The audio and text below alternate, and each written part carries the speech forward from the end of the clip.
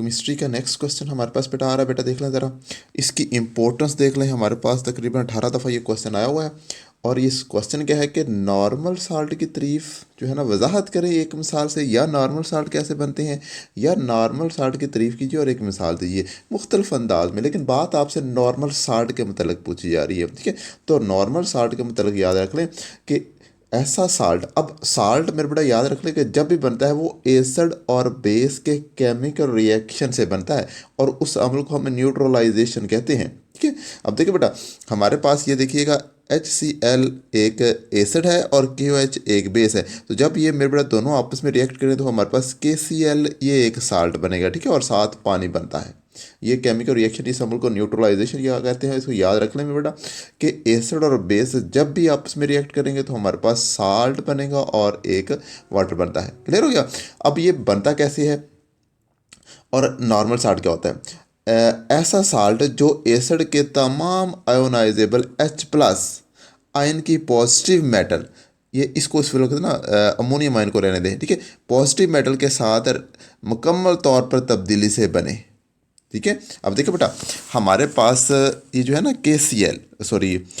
HCl, ठीक है, इसके अंदर सिर्फ एक ही हाइड्रोजन आयन है, ठीक है, और ये हाइड्रोजन आयन जो आयोनाइजेबल है, जो आयन बना सकता है। देखिए बेटा, हमारे पास ये कि HCl, ठीक है, अब जब इसके दो आयन बनेंगे मेरे बेटा, H+ आयन बनेगा, ठीक है, और इसका मेरे बेटा बनेगा Cl नेगेटिव आयन बनेगा, ठीक है। और उसके बाद मेरे बेटा देखो, ये जो हमारे पास KOH है ना, हमारे पास KOH ये वाला, इसके मेरे पास दो आयन बनेंगे। एक मेरे पास इसका बनता है पोटाशियम K+, और उसके बाद बनता है OH नेगेटिव, दो आयन इसके भी बनेंगे। अब होगा क्या कि ये वाले दो आयन आपस में रिएक्ट करके एक पानी का मॉलिक्यूल बना देंगे, हमारे पास H2O। और ये जो है ना दो आयन, यानी कि हमारे पास ये जो मेटल का पॉजिटिव आयन और ये जो हमारे पास क्लोराइड है, ये दोनों आयन मिलके हमारे पास क्या बना देंगे, KCl, यानी कि पोटाशियम क्लोराइड मेरे बेटा नमक बन गया, ठीक है। तो ये याद रखने के लिए हमारे पास सिर्फ एक बात है, वो ये है मेरे बेटा कि हमारे पास HCl के पास सिर्फ एक ही आयोनाइजेबल आयन है, हाइड्रोजन का एक ही आयोनाइजेबल आयन है, ठीक है। जबकि अब बात करें ना सल्फ्यूरिक एसिड की, तो इसके अंदर हमारे पास दो आयोनाइजेबल हैं, ये नज़र आ रहे हैं आप लोगों को, दो H के दो आयन नज़र आ रहे हैं, ठीक है। तो दो आयन है, यहाँ पे हमारे पास एक आयन है। तो यहाँ पे अगर मेरे बेटा ये पॉजिटिव आयन, ये जो मेटल का पॉजिटिव आयन अगर इस हाइड्रोजन को रिप्लेस कर रहा है, तो हमारे पास जो है ना जितने भी हाइड्रोजन है H+ आयन, और उनको रिप्लेस कर रहा है, तो हमारे पास बनेगा नॉर्मल साल्ट बनेगा। लेकिन अगर देखिए मेरे बेटा, यहाँ पे हमने क्या किया जी, के ने H को रिप्लेस किया, लेकिन यहाँ पे देखिए एक रह गया के। इस साल्ट के अंदर में बड़ा एक के मौजूद है, सॉरी, इस साल्ट के अंदर एक H मौजूद है।